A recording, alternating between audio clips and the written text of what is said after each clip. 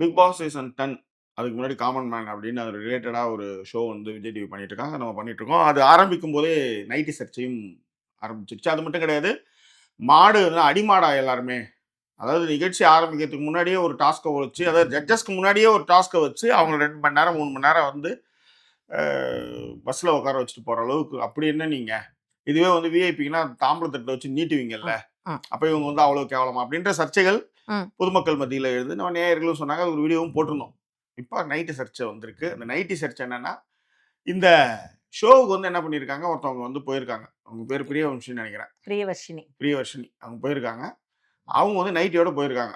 ம். இது வந்து நீங்க வந்து அதாவது கான்ட்ரோவர்சி பண்றதுக்குன்னே இந்த ட்ரெஸ்ஸ போட்டு வந்திருக்கீங்கன்னு ஆரி சொல்ல. இப்ப விஜய் டிவியும் ஆரியும் என்கிட்ட மன்னிப்பு கேட்கணும். ஒரு பொம்பள கிட்ட பேசுற பேச்சா இது அப்படின்னு அவங்க பஞ்சாயத்து ஆரம்பிச்சாங்க. அது என்ன ஏதுன்றதையும், யார் பக்கம் தவறுன்றதையும் நம்ம பார்வையா பேசப் போறோம். நம்மோடு இணைந்து உரையாட வந்திருக்கிறார். Waiso signing in. ஸோ விரிவான ஒரு பார்வைக்கு ஸ்டேட் வித் அஸ்.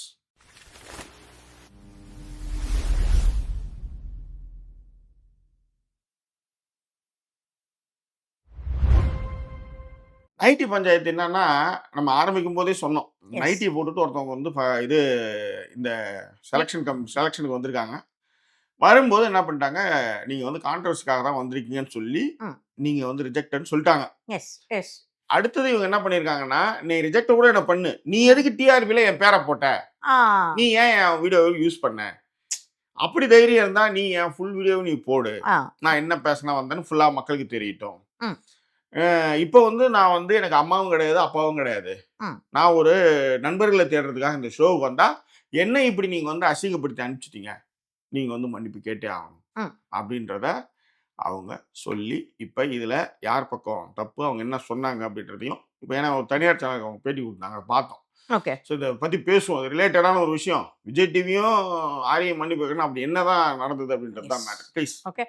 அதுல நிகழ்ச்சிக்கு போறதுக்கு முன்னாடி 2 கான்ட்ரோவர்சி ஜாக்கி. ஃபர்ஸ்ட் கான்ட்ரோவர்சி மாயா ஜ வந்து ஹோஸ்ட் ஹோஸ்ட். ஆகுறதே ஆமா. கான்ட்ரோவர்சியலா தான் போச்சு. ஆமா. அது ஒரு சில பேர் தான் அத வந்து பேசுனாங்கன்னு வச்சுக்கோங்களேன். அதுல நாமளும் ஒருத்தர் அத வந்து சொன்னோம். ஆமா. ம். ஸோ அது 2வது கான்ட்ரோவர்சி தான் இது. இதுல இன்னொரு ஒரு விஷயம் என்ன அப்டின்னா, ம். இவங்க சொல்லும்போதே கூடவே இன்னொரு ஒரு விஷயமும் நம்ம ஆட் பண்றது, ம். மாயா அந்த இதுலயே வந்து சொல்லுவாங்க. ஓகே. "ஏய் இத நான் ஏற்கனவே தெலுங்குல பார்த்துருக்கேன்." ஆமா. அப்படின்னு ப்ரோமோலயே சொல்லுவாங்க. ம். ஸோ தெலுங்குல யாரோ ஒருத்தவங்க இந்த மாரி ஏற்கனவே வந்து அவங்க கான்ட்ரோவர்சி கிரியேட் பண்ணின காரணத்தினாலேயே, இது மைண்ட்ல இருந்திருக்கு. ம். இங்க விஜய் டிவிக்கும் இருந்திருக்கு அப்படிங்கிறதையும் வந்து சொல்லணும். அதே நேரத்துல பிரியவம்சியும் அவங்க பேட்டியில என்ன சொல்றாங்கன்னா, நான் வந்து ChatGPTல கேட்டேன். ஆ. அக்னி பரீக்ஷா அப்படின்னு ஒரு நிகழ்ச்சி. அது வந்து இந்த மாரி காமன் மேன் மாரி வச்சு பண்ணியிருந்தாங்க போல இருக்கு. அதுல இந்த மாரி ஒருத்தவங்க போட்டு போனது வந்து இவங்க ஏதோ கேட்டு, அதாவது ChatGPTல இவ்வளவு கேட்டும்போது, இதெல்லாம் கேட்டிருக்கும்போது அதுவும் தெரிஞ்சிருக்கும். எஸ், ஆனா என்ன எஸ். சொல்றாங்கன்னா, தெரியவே தெரியாதுன்றாங்க. குழந்தை மேல வேற சத்தியம் பண்றாங்க. அதுதான் மேட்டர். குழந்தை மேலயும் சத்தியம் பண்றாங்க. எனக்கு இது தெரியவே தெரியாது. ஆனா நைட்டி போட்டுறேன். This is my comfort. இதுல என்ன ஆபாசம் இருக்கு? யா. அப்படிங்கப்பா. ஏன்னா நைட்டிலேயே இன்டர்வியூ குடுக்குறாங்க அவங்க ஆக்சுவலா. கண்டிப்பாக. ஆனா ஓகே. ஃபர்ஸ்ட் இதுக்கு போகும்போது பேண்ட் ஷர்ட் தான் போட்டு ஆமா. போயிருக்காங்க. ஜீன் தான் போட்டு போனேன். ஜீன் ரெஜிஸ்ட்ரேஷன் தான் ஆமா. சொன்னேன். ம். இதுல இப்ப நிகழ்ச்சிக்கு இன்னும் ஃபுல் ஃப்ளெஜ்டா போறதுக்கு முன்னாடி, ஒரு ஓகே. இன்னும் அடுத்த என்னுடைய பாயிண்ட் ஆஃப் வியூ கேட்கறதுக்கு முன்னாடி, ம். லைக் பண்ணாதவங்க போய் டக்குன்னு போய் லைக் பண்ணுங்க. நான் மறந்துருவீங்க. ம். ஸோ லைக் பண்ணாதவங்க லைக் பண்ணுங்க. அண்ட் மேம் ஜாக்கி நீங்க மீடியா. சொன்ன அப்புறம் சப்ஸ்கிரைபர் ஏறிருக்கு. Thank you. இவ்வளவு தேங்க் நாள் யூ. வந்து பாத்தீங்கன்னா, எப்ப பாரு நல்லா வந்து சுவாகா மட்டும் போட்டு போய் இப்ப இந்த இதெல்லாம் யோசிச்சு பாருங்க. ஓகே. யாரோ ஒருத்தவங்க சொன்னாங்க, "யூ டிசர்வ் இட். உங்களுக்கு இன்னும் நிறைய வியூஸ் வரணும்" அப்படின்லாம் ஆமா. சொல்லிருந்தாங்க. மென்ஷன் பண்ணியிருந்தாங்க கமெண்ட்லயே. ஸோ ம். கண்டிப்பா அது நன்றிகள். தேங்க் ம். யூ. நெறைய பேர் அதுக்காக சப்ஸ்கிரைப் பண்ணியிருக்கீங்க. சப்ஸ்கிரைப் பண்ணாதவங்க சேனல சப்ஸ்கிரைப் பண்ணிக்கோங்க. ம். இது மட்டும் இல்லாம நம்ம ஜாக்கி மீடியால வந்து 4 சேனல்ஸ் இருக்கு. ம். அது நம்ம Jackie TV, Jackie cinemas and Jackie vlogs Tamil. ம். அதன் பிறகு வந்து கதை பூம்பா. ஆமா. பேரு தான் 4லையுமே பெத்த பேரு. டிஃபரெண்ட். ஆமா. பேர தான் பெத்த பேருன்னு வச்சுக்கோயேன். ஒருத்தன் வந்து 5 பொண்டாட்டி கட்டிட்டானா அப்படின்னு நம்ம நக்கல் சொன்னா அப்புறம் நம்மளே இது பண்ணுவாங்க. ஒருத்தன் ஒண்ணுமே இல்லையா அப்படின்ற மாரி பாத்தீங்களா? பார்த்தீங்களா? சொல்லும்போதே தொண்ட கவுது. கவுது. ஓகே. யா. ஸோ அந்த மாரி பேரு தான் பெத்த பேருங்கிறது எதுக்காக சொல்றேன்னா, 4லுமே டிஃபரெண்ட் விஷயங்கள் பேசிட்டு இருக்கோம். ஆமா. ஒரே சேனல்ல எல்லாத்தையும் புகுத்த வேண்டாங்கிறதுக்காக இப்படி ஆரம்பிச்சோம். ஆமா. அது ஆரம்பிச்சு இப்போ வந்து இப்பதான் ஃபுல் ஃபிளெட்ஜ்டா வேலை செஞ்சுட்டு இருக்கோம்னு வச்சுக்கோங்க. அதேதான். அதான் உண்மை. செஞ்சிருக்கணும். நம்ம கொஞ்சம் ஃபுல் ஃபிளெட்ஜ்டா இப்பதான் கொஞ்சம் இறங்கி களத்துல இறங்கி. எஸ். ஏன்னா கடன் அதிகமா போயிடுச்சு அதான். அதேதான். அப்ப இறங்கி ஆகணுங்கிற கட்டாயத்துல இறங்கியாச்சு. வேற ஒண்ணும் இல்ல. ஸோ நீங்க வந்து உங்களுடைய லைக், கமெண்ட், ஷேர வந்து எல்லா சேனல்களுக்குமே குடுங்க. சேனல்ஸ சப்ஸ்கிரைப் பண்ணிக்கங்க. ம். அண்ட் மத்தவங்க எல்லாருக்குமே வந்து ஷேரும் பண்ணுங்க. அது மட்டும் ஃப்ரெண்டு இல்லாம கேட்டாங்க, "ஜாக்கி லைக் கொஞ்சம் பண்ணிடுங்க. பேசலாமா?" அப்படின்னாங்க. நான் கொஞ்சம் பிஸியா இருக்கேன்டி. அவ்வளோ வீடியோ போட்டு தெரியும் சார் அப்படின்னு நக்கல். ஏன்னா முன்னெல்லாம் வந்து டப்புன்னு பதில் சொல்லுவேன், உடனே அது படிச்சுட்டு தான் மறு வேலையே பார்ப்பேன். இப்போ அது அவ்வளோ வேலை போயிட்டு இருக்கு. அதனால அதுதான் சொல்றோம் இங்க. அதை புரிஞ்சுக்கணும் நம்ம, புரிஞ்சுக்கிங்கன்னு. Yes, thank you for that and thank you for all your support. அதையும் நான் come to the 90 point. Come to the 90 point என்ன அப்படின்னா, அதாவது அவங்க வந்து ஃபர்ஸ்ட் ஆரம்பிக்கும் பொழுதே வந்து என்ன சொல்லுவாங்க, நிறைய விஷயங்கள் அவங்க பேசுனதுமே வந்து கொஞ்சம் வந்து எப்படி சொல்றது, கான்ட்ரடிக்டரியா இருந்தது. அதுதான் வந்து உண்மை. ஸோ அந்த கான்ட்ரடிக்டரியா இருக்கிற விஷயங்கள்ல ஒண்ணு வந்து பாத்தீங்கன்னா, அவங்க வந்து ஃபர்ஸ்ட் வந்து நான் நிகழ்ச்சி தரப்புல வந்து ஃபர்ஸ்டே கேட்டுட்டேன், நான் நைட்டி தான் போட்டுட்டு வருவேன்றத கேட்டுட்டேன், அது ஓகேவாங்கிறதையும் கேட்டுட்டேன் அப்படின்னும் பொழுது அவங்க ஒரு ஃபோன் கால்லையுமே வந்து வந்து நமக்கு போட்டு காட்டுறாங்க. அந்த ஃபோன் கால்ல வந்து நிகழ்ச்சி தரப்புல இருந்து ரொம்ப தெளிவா என்ன சொல்றாங்கன்னா, நீங்க பர்சனல் இன்டர்வியூ நிகழ்ச்சிக்கு, இந்த நிகழ்ச்சி அதுக்கு முன்னாடி ஒரு பர்சனல் இன்டர்வியூ நடந்திருக்கு, நீங்க வரீங்க அப்படின்னா நீங்க உங்களுடைய கம்ஃபர்ட், நீங்க நைட்டி போட்டு வந்தா போட்டு வாங்க, ஆனா நாங்க ஒருவேளை அது வேண்டாம் மாத்த சொல்லணும்னா நீங்க Dress கையில வச்சிருக்கணும் அப்படிங்கறத பாயிண்ட வந்து உடனே உடைச்சு சொல்றேன். இப்போ ஒருத்தர் நேத்து யாரோ ஒருத்தர் தேர்வு பண்ணாங்களே, அவங்க யாரு, அவர் பேரு தண்டீஸ்வரன். அவர் வந்து ஃபர்ஸ்ட் வந்தாரு. அவர் வந்து மாடு மேய்க்கணும்னா நான் வந்து கோமணத்தை கட்டிக்கிட்டு மாட்டையும் கூட்டு வந்துடுறேன் அப்படின்னு வந்தா யோசிச்சு பாருங்க. அதாவது உங்களை கவர்னு தப்பாலாம் அவங்க வரல. பிரியவம்சி என்னன்னா ஒரு ஒரு கவன ஈர்ப்புக்காக தான் பண்றது. நான் பாருங்க, நான் கொஞ்சம் வித்தியாசமானவங்க, நான் கொஞ்சம் கண்டென்ட் கிரியேட்லாம் பண்றேன் அப்படின்றதுக்காக வந்திருப்பாங்கன்னு வச்சுக்காங்களேன். பட் ஆனா இன்னும் அறிவோம்னு வந்து எழுதவே இல்லை. அந்த ஊனா போடுவாங்க தெரியுமா, புள்ளையார் சுழி, அதுவே ஆரம்பிக்கல. அதுக்கு முன்னாடியே நான் வந்து எங்க ஊரு பால்காரன் பசு மாட்டைத்தான் பாட போறேன்னு பாடம் எப்படி இருக்கும், இல்லை மாட்டை கட்டிட்டு வரதோ இல்லை கோமணத்தை கட்டிட்டு வந்தாலும் எப்படி இருக்கும், இல்லை சாணி பாருங்க நாங்கள் இப்படி தான் டெய்லி பண்றேன் அப்படின்னு சாணி எடுத்து வந்து ஃப்ளோர் ஃபுல்லும் போட்டுட்டு எல்லாத்தையும் அள்ளி போட்டு இருந்தா எப்படி இருக்கும் யோசிச்சு பாருங்க. கவர்றது தான் வரீங்க. பட் ஆனா இதுல இருக்கிற டிஃபிகல்டிஸ்னு ஒண்ணு இருக்குல்ல, ஆடு மேனு கத்தும், தவால் மூத்திரத்தை பூச்சிடும். சரி, இந்த ஊர்ல வந்து இப்ப சங்கிகள் அதிகமாக மூத்திரத்தை பூச்சி குடிச்சிருவாங்கன்னு அது வேற. பட் அங்க அப்படி இல்ல. வடநாடா இருந்தா பரவாயில்ல. இப்போ வடநாட்டுல ஒரு பாட்டில் மூத்திரம் 10 ரூபாய்க்கு பர்ச்சேஸ் பண்ண போறாங்களா ஆக்சுவலா. அந்த மாதிரி நம்ம வந்து அந்த மாதிரியான ஒரு இடத்துக்கு போயிட்டு இருக்கோம். ரொம்ப அற்புதமான செய்திகள் அதெல்லாம். ஓகேவா? அதுவும் உத்தரப்பிரதேசத்துல வர செய்திகள் எல்லாமே வந்து கோமியம், பசுமாடு இந்த மாதிரி தான் ஏதாவது ஒன்று வந்துட்டு இருக்கும். அதுக்காக தான் சொன்னேன். ஸோ அந்த மாதிரி அவர் வந்திருந்தாருன்னா எப்படி யோசிச்சு பாருங்க, மறந்துவாங்கல்ல. கண்டிப்பாக. சரி, உங்களுடைய திறமைகள் என்ன அப்படின்னு கேட்கும்பொழுதோ, உங்களுடைய இண்டிவிஜுவாலிட்டி என்னன்னு கேட்கும்போது தான் இப்போ தண்டீஸ்வரன் வந்து எல்லாம் முடிச்சாரு. நான் வந்து பேசினேன், ஈஸ்வாஸ் எல்லாம் போட்டாரு, பேசினாரு, கான்ஃபிடண்டா பேசினாரு. உனக்கு என்ன அப்பா ஏதோ திறமை இருக்குன்னு சொன்னாங்களே அப்படின்னும் போதே வந்து ஆமா சார் பல்லுகால வந்து பக்கெட்டை தூக்கும் அப்படின்னு பக்கெட்டு தூக்கி காமிச்சாரு. ராஜு கலந்து போயிட்டாரு, அம்மா பல்லுகளில் கழட்டிட்டு ஊந்துற போதுப்பா அப்படின்னாரு. இப்ப இதே தண்டீஸ்வரன் வரும்போதே பக்கெட்டை பல்லுலே கழிச்சு வந்தா எப்படி இருக்கும்? கண்டிப்பா. நான் உன்னை கேட்டேன்னா முதல்ல கேள்வியோ, நீ என்ன யாருன்னே எனக்கு தெரியல, நான் உங்ககிட்ட பேசணும், உங்ககிட்ட உரையாடணும், முதல்ல நான் கம்ஃபர்டா இருக்கணும், அப்புறம் தான் நம்ம வந்து அடுத்த கட்டத்துக்கே போவோம். நீங்க அவங்க சொன்னாங்க, இதுக்கு முன்னாடி எங்களை வந்து அந்த பஸ்ல அடைச்சி வச்சாங்க. தாராளமா அதெல்லாம் கேள்விக்குள்ளாக்கப்பட வேண்டியது நீங்க கேட்கறதுலாம் வந்து, ஏன்னா நீங்க அனுபவிச்சீங்க. அதெல்லாம் இங்க கேள்விகளே இல்லை. அதெல்லாம் நீங்க தாராளமா உங்க எதிர்ப்புகளை தெரிவிக்கலாம். வெளியில வந்ததுமே ஒரு 31 பேருக்கு மேல வந்து இந்த ரெஜிஸ்டர்ட் பீப்புள் மட்டுமே வச்சுக்கிட்டு ஒரு குரூப் அதையும் சொன்னாங்க. அப்ப யாரதான் செலக்ட் பண்ணிருக்காங்கன்னு தெரியலங்கிறது. அவங்களா எப்படி செலக்ட் பண்ணாங்கன்ற மாதிரி அதிர்ச்சிகள் எல்லாம் பண்ணும்போது தான் இப்ப இவங்க என்ன சொல்றாங்கன்னா, இதெல்லாம் வந்து கண்கட்டு விட்ட, அவங்களுக்கு யார் தேவையோ அவங்களதான் அவங்க செலக்ட் பண்ணிக்கிறாங்க, சும்மா வந்து காமன் மேன் போட்டு எங்கெல்லாம் போட்டு பண்ணிட்டாங்க. இதெல்லாம் இந்த விமர்சனம் நீங்க வைக்கலாம், அதெல்லாம் வந்து எந்த மாற்று கருத்துமே இல்லை. கண்டிப்பாக வந்து உண்மையிலே சூரியவம்சி பக்கம் நியாயங்கள் இருக்கு. பிரியவர்ஷினி பக்கம் நியாயம் இருக்கிறது. அதுல மாட்டுக்கறதில்லை. she is a teacher, she is a professor also. ஆமா, she was a teacher, she was a teacher, she was a professor also. அப்படிங்கும்போது உங்களுக்கு வந்து நிச்சயமா நீங்க வந்து உங்களுக்கு தெரியும் என்ன எப்படி. ஏன்னா நீங்க போகும்போது நீங்க நைட்டி போட்டு போல, போகும்போது பேண்ட் ஷர்ட் போட்டு தான் போனீங்க. அதன் பிறகு நீங்க கேக்குறீங்க இந்த மாதிரி நான் நைட்டி போட்டு வரலாமா. இப்ப நிகழ்ச்சி எப்படி அமைப்பாங்கன்னா, இப்போ நீங்க வந்து அவர் டீம் மெம்பர்ஸ் கேட்கும்போது அவர் அதுல வந்து டிசைனிங் அத்தாரிட்டி கிடையாது. ஆஸ் யூ கம்ஃபர்ட், நீங்க எப்படி வேணாலும் வாங்க, நாங்க நான் மாற்ற சொல்லும்போது மாற்றணுன்றதையும் ஒரு வார்த்தை அவர் சொல்லிடுறாரு. இதெல்லாம் நீங்க ரெக்கார்ட் பண்ணி வைக்கிறீங்க, அதையும் நீங்க போடுறீங்க. இப்ப டீம் வந்து சொல்லும்போது நீங்க நைட்டிலே வரலாம். டீம் என்ன சொல்லணும்னா, நீங்க நைட்டில எப்போ போவீங்க, எனக்கு இன்டர்வியூ இருக்கு, இன்டர்வியூ முடிச்சதுக்கு அப்புறம் நான் நைட்டிலே போய் கரண்ட் எடுத்து இப்படிலாம் போட்டுனே சமைப்பேன், எனக்கு அப்படி ஒரு திறமை இருக்கு, எனக்கு வந்து பேண்ட் ஷர்ட் போட்டா I am not comfort with this. So இந்த கரண்டிலே பார்த்தீங்கன்னா ஒரு தோசை இப்படி போட்டுட்டு டக்கு அப்படின்ற மாதிரி வந்து நான் வந்து பண்ணுவேன், அந்த திறமை இருக்குன்னு போது அவங்க என்ன சொல்லுவாங்கன்னா, அப்போ என்ன சொல்லுவாங்க, உங்களை பற்றின குளம் கோத்திரம் டீட்டெயில்ஸ்லாம் வந்து ஜட்ஜஸ் கிட்ட ஜூரிஸ் கிட்ட போயிடும்.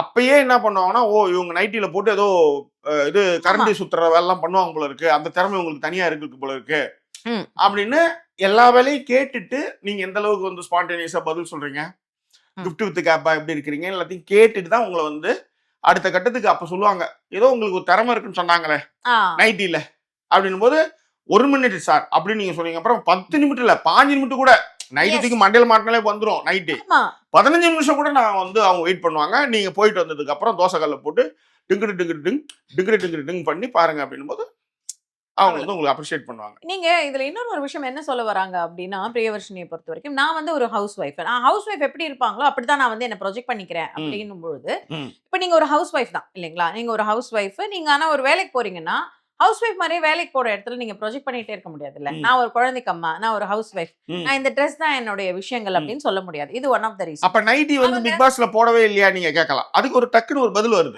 அது காலையில இருந்து நைட், அதாவது காலையில எழுந்திருக்கும் போது நைட் ட்ரெஸ்ல இருப்பாங்க. அதுக்கப்புறம் ஃபுல்லா வந்து பாத்தீங்கன்னா உங்களுக்கு வந்து இதெல்லாம் இருக்கும், பேர் என்ன டாஸ்க்லாம் இருக்கும். நைட்டு தான் திரும்ப நைட்டிக்கு போவாங்க. இன்னொரு விஷயமும் சொல்றேன் ஜாக்கி, ஒருவேளை உங்களுக்கு நீங்க கம்ஃபர்டபுளா இருக்கீங்க பிக் பாஸ் வீட்ல, நான் நைட்டி போட்டுட்டே இருக்கேன் அப்படின்னு பிக் பாஸ்ல செலக்ட் ஆகி உள்ள வரும்பொழுது நீங்க உங்களோட அக்ரிமெண்ட்ல நான் நைட்டி தான் போடுவேன், என் வீட்டில் நான் நைட்டில தான் இருப்பேன், நான் பிக் பாஸ் வீட்டை நைட்டி மாதிரி வீடு மாதிரி கருதுறேன், அதுல நான் ஒன் ஆஃப் த ட்ரெஸ்ஸா நைட்டில தான் இருப்பேன் இவ்வளவு நேரத்துலன்னு கூட நீங்க அப்ப பேசிட்டு வரலாம். ஐயோ உள்ளார போய் எவ்வளவு பேர் மாறி இருக்காங்கல்ல மேடம். அந்த மாதிரி நீங்களும் உள்ளார போய் ஜெயிச்சு உள்ளார போனதுக்கு அப்புறம் ஃபுல்லா நைட்டில நீங்க சுத்துங்க. அதேதான். அத வந்து நீங்க நீங்க வந்து என்ன சொல்ல வந்தீங்கன்னா, நீங்க உள்ள போய் இருக்கும்பொழுது அப்ப ஒத்தக்கண்ண என்ன பண்ணுவாருங்கிற மாதிரியான ஒரு கேள்வி கேட்க வந்தீங்க. அப்ப அவர் என்ன பண்ணுவாரு?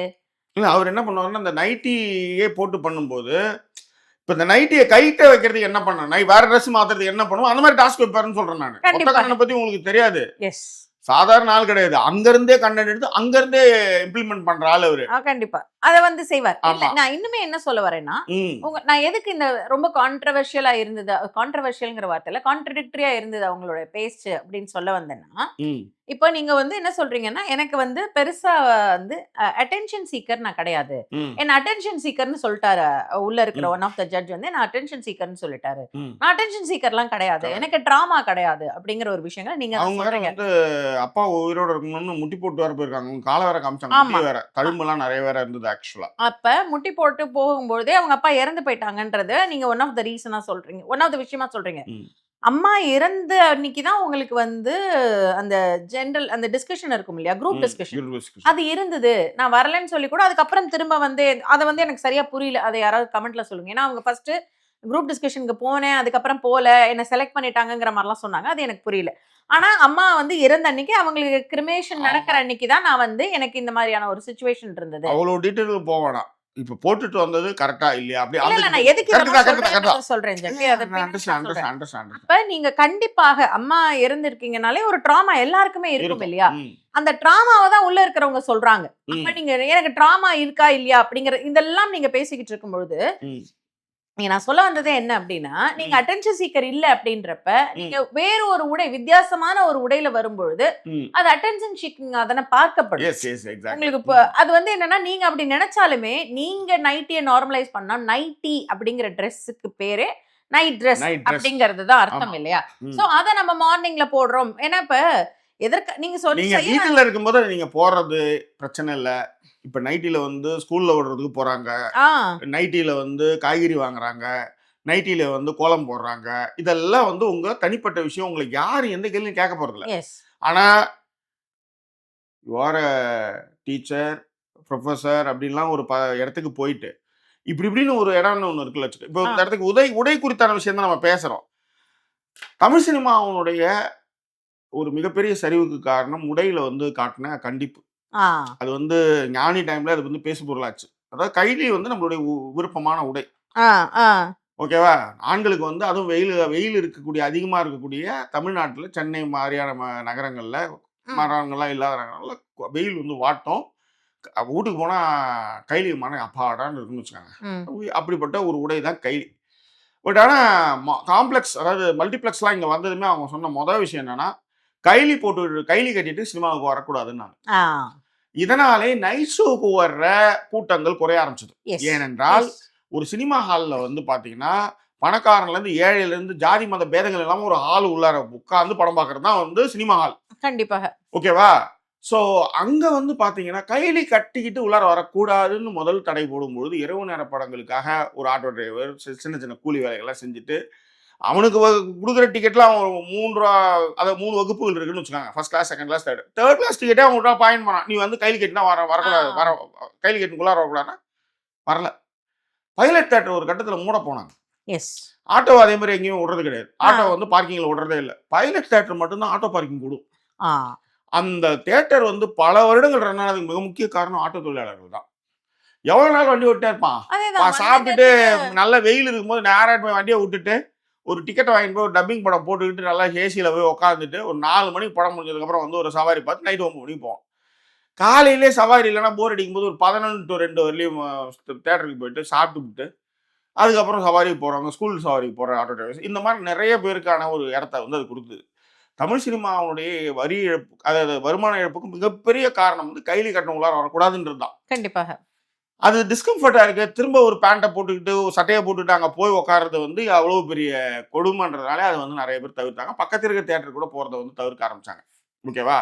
ஸோ இதுதான் வந்து அந்த சிச்சுவேஷன். ஸோ இப்போ வந்து அதே உடைய நீங்கள் வீட்டில் போடலாம், ஒரு இடத்துல இதுதான் அப்படின்னும் பொழுது அந்த இடத்துல வந்து நிறைய பேர் இதுக்கு போராடினாங்க. அதுவும் வேலைக்காகலன்னு சொல்லுவாங்க. சின்ன விஷயம் தான் ஜாக்கி, ஒரே ஒரு எக்ஸாம்பிளாக கேட்குறேன். இதை நான் நீங்கள் எப்படி எடுத்துப்பீங்கன்னு தெரியல, பட் இருந்தாலும் சொல்கிறேன். உங்களுடைய உடை இல்லையா, கம்ஃபர்ட்டான உடை, எனக்கு அதுதான் கம்ஃபர்ட். நான் வந்து ஒரு இல்லத்தரசி, நான் இப்படி தான் இருப்பேன், இந்த உடையில தான் நான் இந்த ப்ரோக்ராமுக்கு நான் என்ன ரெப்ரசென்ட் பண்ணுறதுக்காக வந்தேன்னு சொல்கிறீங்க இல்லையா. இல்லத்தரசி நீங்கள் இந்த நைட்டியை போட்டு கோயிலுக்கு போயிடுவீங்களா? எஸ். கோவிலுக்கு உங்களால போக முடியுமா? அப்ப நீங்க கோவிலுங்கிற இடத்த வேற மாதிரி ஒரு விஷயமா பாக்குறப்ப நான் நைட்டி போட்டு கோவிலுக்கு போயிருக்கனே அப்படின்ற மாதிரி உங்களால சொல்லியிருக்கவே முடியாது. வாய்ப்பே இல்லை எனக்கு தெரிஞ்ச வரைக்கும். அப்ப சோ அப்ப நீங்க அந்த இடத்துல ஒரு சில விஷயங்களை நீங்க கடைபிடிக்கிறீங்க இல்லையா. நீங்க இல்லத்தரசிங்கிறத நைட்டி போட்டுட்டு தான் காட்டணுங்கிற அவசியமே இல்லை. அப்ப அங்க வந்திருக்கிற நிறைய பேர் இல்லத்தரசி தான். நீங்க என்ன சொல்றீங்கன்னா, நான் நைட்டியரை வந்து ஒரு விஷயம் காமன் ஆக்குறேன், அதை வந்து ஒரு சாதாரண விஷயம் ஆக்குறேன், அது ஒரு பெரிய மேட்டர் இல்லைன்னு ஆக்குறேன் அப்படிங்கறது கண்டிப்பா செய்யலாம். அது உங்களுடைய பண்ணலாம். இப்ப உங்களுக்குன்னு ஒரு சக்கரை கூட வாங்கிட்டு உங்களை யாரும் எதுவும் கேட்க போறல, தண்ணி குடிச்சிட்டு வரலாம், குழந்தைங்களுக்கு வரலாம். அப்ப நீங்க எப்படி ரெப்ரசென்ட் பண்ணிக்கிறீங்கன்னு ஜட்ஜஸ் உங்கள்ட்ட கேட்டப்ப ஜாக்கி சொன்ன மாதிரி, சார் ஒரு 5 minutes இதான் சார் நான் அப்படின்னு சொல்லிட்டு நீங்க அப்ப போய் நைட்டியை மாட்டிட்டு வந்து உங்களுக்கு கேள்விகளுக்கான பதில்கள் எல்லாம் கொடுத்து பேசினதுக்கு அப்புறம் இந்த மாதிரி என்கிட்ட ஒரு தனி திறமை இருக்குன்னு சொல்லி நைட்டில போட்டுட்டு, நைட்டில பரதநாட்டியம் யாரும் ஆண்டி யாருமே பார்த்து கிடையாது. அப்ப நைட்டி போட்டு தாம் தக்கறதையும் அப்படின்னும் போது அது வந்து சந்தோஷத்தை கொடுக்கும். நைட்டில இவ்வளவு நளினங்கள், இவ்வளவு விஷயங்கள் வந்து ஒருத்தவங்க பண்றாங்கன்ற போது கினஸ் ரெக்கார்ட்ல கூட இடம் பிடிக்கிறதுக்கு வாய்ப்பு இருக்கு. ஏன்னா அதுலயும் அந்த திறமை யாருக்கும் தெரியாம இருந்திருக்கலாம். அதுக்கப்புறம் தெரிஞ்சதுக்கு அப்புறம் வந்து அது வந்து Guinness record, Limca book of ரெக்கார்ட்லாம் போகலாம். ஆனா இங்க என்னன்னா இந்த மாதிரி பண்ணிட்டாங்க அப்படின்ட்டு இவங்க வந்து ஒரு பஞ்சாயத்து வச்சாங்க. இப்போ விஜய் டிவி அண்ட் ஒரு ஆரி வந்து மன்னிப்பு கேட்கணுன்றாங்க. ஆரி ஏன் மன்னிப்பு கேட்கணும்னா, அவர் பேசின விஷயம் கான்ட்ரவர்சிக்காக தான் நீங்க வந்து இதை வந்து நீங்க வந்து போட்டு அப்படின்றது மட்டும் இல்ல, பிறந்த குழந்தை கூட தான் இருக்குது, அது இப்பயும் அப்படியே இருக்கும் அப்படின்ற மாதிரி கேட்டாரு. ஒரு பொம்மநாட்டியை பார்த்து கேட்கற கேள்வி இது அப்படின்ற மாதிரி வேற அவங்க கேள்வி வந்து கேட்டாங்க. அது மட்டும் இல்லாம அவங்க இன்னொரு விஷயம் என்ன சொல்லுவாங்க, எனக்கு ட்ராமா இருக்கு, உங்களுக்கு மென்டலி நீங்க வந்து போயிட்டு வந்து இப்படி சொல்றீங்கன்னா நான் வந்து ஏதோ ஒரு வேலைக்கு போறேன், சோத்துக்கு பூவாவுக்கு என்ன பண்றது நான் அப்படின்னு அவங்க கேட்டாங்க. பட் நான் தான் சொல்றேன், உங்க ட்ராமா அவங்க மென்ஷன் பண்ணது வந்து இந்த மாதிரியான சர்டிபிகேட்லாம் கொடுக்கணும், எப்படி சொன்னாங்க போனாங்கலாம் இல்ல. இப்ப நம்ம வாசகருக்கு நம்ம சொல்லுவோம், நம்ம விளக்கங்கள்லாம் சொல்லிட்டோம். அவ்வளவுதான். சரி தவறுகளுக்கு நம்மளுக்கு தெரியாது, நம்ம வந்து இதெல்லாம் இப்படிலாம் அப்படின்னா அப்படி சொல்லிட்டோம். இதுக்கப்புறம் எப்படி அப்படின்றது நீங்க வந்து கமெண்ட்ல வந்து அப்படி எப்படி அப்படின்னு நீங்க சொல்லுங்க. நாம வந்து அதுக்கெல்லாம் வந்து திருப்பி எழுத முடியாது. ஒருத்தவங்க சொல்லிட்டாங்க, ஆரி வந்து அவர் சொல்லிட்டாரு கான்ட்ரவர்சி அப்படின்ட்டாரு. இல்ல ஆரி ப்ரோ சாரி ப்ரோ நாங்க ஆரம்பிக்கும் போது ரைமிங்கா நல்ல கண்டென்ட் கிரியேட்டர் விட்டாங்கன்னு நினைக்கிறேன். உண்மையிலேயே தான் அவங்க எல்லாத்துக்கும் ப்ரூஃப் வச்சிருக்காங்க ஜாக்கி, காட்டுறாங்க, எல்லாத்தையும் காட்டுறாங்க. வெளியே வந்து அழுது வேற, கேமரா உள்ள அழு அப்படின்னாங்க. அந்த மாதிரியான விஷயங்கள் நீ எல்லாம் பண்ணிட்டல, எதுக்கு என் ஃபுட்டேஜை போட்ட, எதுக்கு எதை என்ன ரிஜெக்ட் பண்ணிட்டல. இப்ப நீங்க இப்படி சொல்றீங்கன்னு வச்சுக்கோங்களேன். இப்ப நான் இப்ப அங்க ஒரு பார்ட்டிசிபெண்டா இருக்கு, நான் வந்து ரிஜெக்ட் ஆயிட்டேன்னு வச்சுக்கோங்களேன். ரிஜெக்ட் ஆனாலும் பரவாயில்ல, என் வீடியோ ஏதாவது போட்டிருக்கணும்ல, ஏன் நான் ரிஜெக்ட் தான், ஆனா நான் ஏதோ ஒன்று பண்ணிருக்கேன்ல, என்ன கொஞ்சம் காமிச்சிருக்கலாமே அப்படிங்கறதையும் நான் யோசிப்பேன் இல்லையா. நீங்க யோசிப்பீங்க, அவங்க வந்து எப்படி என்ன நைட்டி போட்டோன்றதுக்காக என்ன கான்ட்ரவர்சி சொல்லி வந்துட்டு வெளியே அனுப்பிச்சிங்க, அதுக்கு நீங்க சாரி கேட்கணும், வந்து ஒத்துக்கிட்டு தானே வந்திருக்கீங்கிறத. இப்ப விஜய் அதுதான் அவங்க என்ன சொன்னாங்க, அந்த அதுவும் ஒரு பயம் இருக்கு அவங்களுக்கு. இந்த கையெழுத்து போட்டு வந்ததுக்கா அக்ரிமெண்ட். இப்ப கூட நான் வந்து எதுவும் தப்பா சொல்லலையே, இது நடந்த சம்பவத்தை தான் நான் வந்து எனக்கான விஷயத்தை நான் பேசிட்டு இருக்கேன் பேசிருக்கேன் அப்படின்னாங்க. இதுல இன்னொரு இந்த குண்டு கல்யாணம் இல்ல, இந்த நெத்தியடியில வந்து பாதுஷாவை சுட்டு தள்ளிட்டே இருப்பாரு. இதுல இன்னொரு தொழில் ரகசியம் இருக்கு அப்படின்னு. இந்த படம் வெளியானதுக்கு அப்புறம் படம் எப்படி இருக்குன்றதுக்காக வந்து மைக்க நீட்டிட்டே இருப்பாங்க பாத்திருக்கீங்களா தியேட்டர் வாசல்ல. ஆமா சார், ஆமா சார். அதுல என்னன்னா இந்த இதை பீட் பண்ணுன்றதுக்காக பட தயாரிப்பு நிறுவனம் என்ன பண்ணும், ஒரு 50 பேர் டிக்கெட் கொடுத்து அனுப்புவாங்க. அவங்க வந்து பிளாஸ்ட் மாஸ் சூப்பர் அப்படின்னுவாங்க. 100 நாள் கூட தாண்டாதுன்னு வச்சுக்காங்க. அவ்வளவுதான். சோ இந்த மாதிரியான விஷயங்கள் மாசு பக்கா மாசு அப்படின்ற மாதிரி சொல்றதுக்கு ஆளா இருக்கும். ஏன்னா அவங்க ஆளுங்களே கொடுத்து அனுப்புறது தான் அந்த மாசு பிளாஸ்ட் கிளாஸ் எல்லாம். இந்த மாதிரி ஒரு தொழில் ரகசியமா இவங்களே கூட எனக்கு இப்படி ஒரு டவுட்டும் வந்தது. ஏன்னா கான்ஸ்பிரசி தியரி வந்து 50 பேர் சாவர இடத்துல நீங்க யூஸ் பண்ணும்போது ஒரு ஷோ வந்து இந்த மாதிரி இப்ப இப்பயும் வரும்போது பாத்தீங்கன்னா நைட்டியோட தான் வந்து உட்காந்தாங்க. பாருங்க இதுல என்ன இருக்கு அப்படின்னாங்க. அது மாதிரி ஏன் இவங்களே கூட வந்து என்ன சொல்லுங்க அப்படின்ட்டு.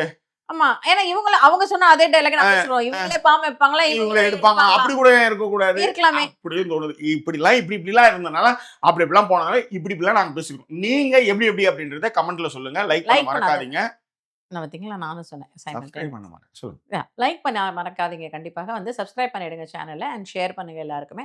முக்கியமான விஷயம், சேனலுக்கு வந்து கான்ட்ரிபியூட் பண்ணணும்னு நினைக்கிறேன். டிஸ்கிரிப்ஷன்ல டீடைல்ஸ் இருக்கு, அது மூலமா உங்களுடைய கான்ட்ரிபியூஷனை கண்டிப்பாக கொடுங்க. இதான் நம்மளுடைய கருத்து. எந்த உடையுமே வந்து it is about their comfort அப்படின்னு சொல்றோம். பட் அதற்காக அந்த உடையை நம்ம வந்து எங்க போட்டு போறோம் அப்படிங்கிறது தான் இருக்குன்னு. அதுதான் தண்டீஸ்வரன் வந்து பேச்சி பேச்சி என் பெருமை உள்ள பேச்சி அப்படின்னு மாட்டை கொடுத்துருவாங்கன்னு வச்சுக்கோங்க. யோசிச்சு பாருங்க, எங்க ஊர் பாட்டுக்காரங்க வர மாதிரி. அந்த பாட்டு சத்தியமா நான் கேட்டேன், எனக்கும் தெரியாது, ஏதோ வாயில இருந்து அடிச்சுடுறேன்னு வச்சுக்கோங்க. அந்த மாதிரி அவர் வந்து எனக்கு தெரிஞ்ச ஒரே பாட்டு தான் செண்பகமே, அந்த பாட்டு தான். பூ வச்சு பொட்டும் வச்சு மேலம் கொட்டி கல்யாணம், அதேதான். அதனுடைய நீட்ஸ் தான் இப்ப வந்து 4932. அதனுடைய நீட்ஸ் தான் ஆக்சுவலா. அதெல்லாம் ரசிச்சல்ல கல்லானம் குல்லானம். This is also same. அவ்வளவுதான். It's okay anyway. But this is it. நீங்க வந்து எப்படின்றத கமெண்ட்ல சொல்லுங்க. சோ வேற என்ன, இன்னும் வேற ஒரு எபிசோட்ல உங்களை சந்திக்கிறோம். அதுவரை நன்றி கூறிவிடுவது உங்கள் ஜாக்கி ஷேர் மற்றும் signing off.